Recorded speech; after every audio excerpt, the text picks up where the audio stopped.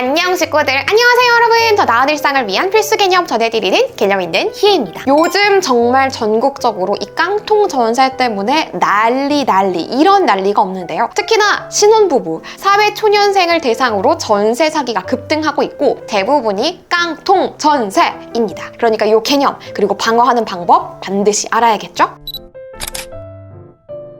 깡통전세라는 거는 전세 보증금이 집값이랑 비슷해지거나 심지어는 추월하는 경우들을 얘기합니다. 시장에서는 보통 집주인의 주담대와 세입자의 전세 보증금을 합친 금액이 집값의 80%를 넘어선다라고 하면 깡통전세라고 부르는데요. 예를 들어서 집값이 3억 원인데 전세 보증금이 2억 4천만 원을 넘어선다면 깡통전세 의심해봐야 되는 거죠. 그러면 이게 왜 위험한가? 우리의 소중한 전세 보증금을 돌려받지 못할 위험성이 생기기 때문입니다. 그런데 말입니다. 요즘 유독 깡통전세라는 단어가 많이 보이지 않나요? 이게 바로 집값이 하락세를 보이고 있기 때문이에요. 내린 건가 싶긴 하지만 확실히 내리고 있는 추세이긴 하거든요. 그런데 집값만 내리느냐? 그게 아니죠. 전세 보증금도 하향세를 보이고 있습니다. 이렇게 집값이 떨어지면 집주인은 집을 팔더라도 전세 보증금이 집값이랑 맞먹으니까 온전한 보증금을 돌려줄 수 있는 확률이 떨어지고 새로운 세입자를 들인다고 하더라도 이전보다 전세 보증금이 낮아졌으니까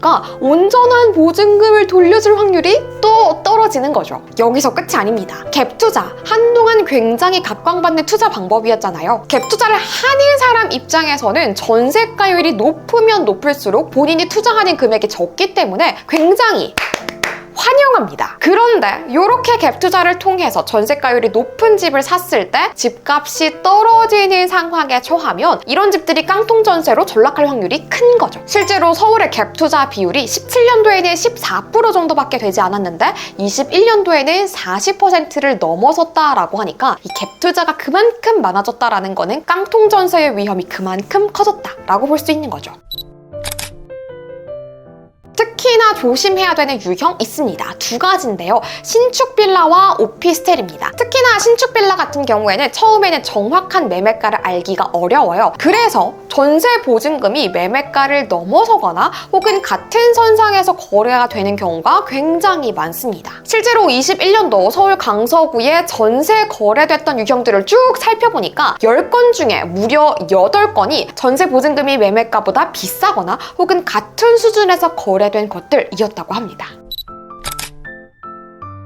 우리의 소중한 전세 보증금을 지키기 위해서는 이사를 하셨으면 짐 풀지 마시고 일단 이 두 가지부터 해주세요. 전입신고와 확정일자. 특히나 확정일자와 전입신고를 잘 받았다고 하더라도 내가 살고 있는데 어느 날 문득 집주인한테 연락이 올 때가 있습니다. 아가씨 잘 지내지? 다름이 아니라 전입신고 말이야. 잠시만 빼줄 수 있을까? 이때 전입신고 빼주시면 정말 큰일 납니다. 우리의 보증금을 보장받을 수 있는 우선 변제권 순위가 있거든요. 이 순위별로 보증금 혹은 기타의 대출금 등등 본인의 권리를 주장할 수 있는 순위에서 밀려날 수 있기 때문에 절대 빼주시면 안 되고요. 전세 보증보험도 있죠. 전세 보증금 반환 보증보험이 있는데 여기에 가입하는 것도 하나의 방법입니다. 집주인이 보증금을 돌려주지 않았으면 내가 가입한 기관에서 일단 나에게 먼저 보증금을 돌려주고 그 기관이 집주인에게 똑똑 보증금 받으러 왔습니다 라고 따로 별도로 독촉을 해주는 거예요. 최근에 이 전세보증보험을 가입하는 비율이 역대 최대치를 찍었다고 하니까 그만큼 깡통전세가 난리